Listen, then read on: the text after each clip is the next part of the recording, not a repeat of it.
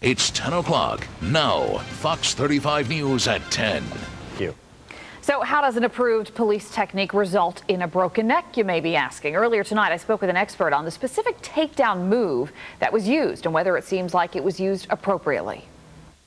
Dr. Richard Weinblatt joining us now. Richard, thanks so much for coming in.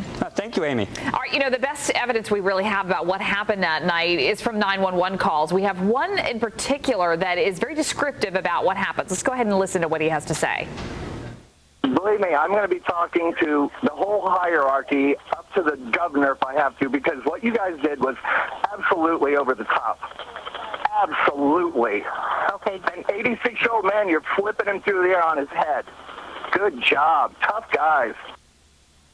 All right, Dr. Weinblatt, obviously this caller outraged, but what we want to focus on here is actually when he says that Mr. Daly was flipped onto his head. And we have some video that we've taken that kind of gives a better idea of what people may not know about what actually happened. It's actually called, is it the arm bar takedown? Is that right? Arm bar takedown, yes, ma'am. Okay, all right, so let's go ahead and look at that. Now, obviously, this is a much more calm setting than probably what was going on that night, but it doesn't look very violent. But you can see how this gentleman is starting to literally go down head first. And he puts his hand out, but who knows if Mr. Daly's able to do that? He's 84 years old. I mean, we obviously know that he was drunk at the time. What are your thoughts here?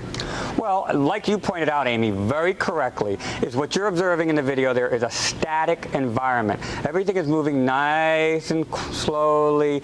The subject that is being put down in the armbar takedown technique is cooperating. There is no adrenaline running. There is no alcohol involved. There is no resistance involved. The sad fact of use of force is when use of force happens, it is not generally pretty, okay? And it looks violent because it is violent. Now, the question becomes is, even if the technique was applied properly, and we don't know that, that's what the Orlando Police Department is conducting their investigation, that's great. What then has to be figured out is, was it the right discretion to use that level of force given the situation? Not so much the act, which obviously the factor, but also the officer subject factors, as we call it, which is basically the 26-year-old officer on the one hand and the 84-year-old man on the other.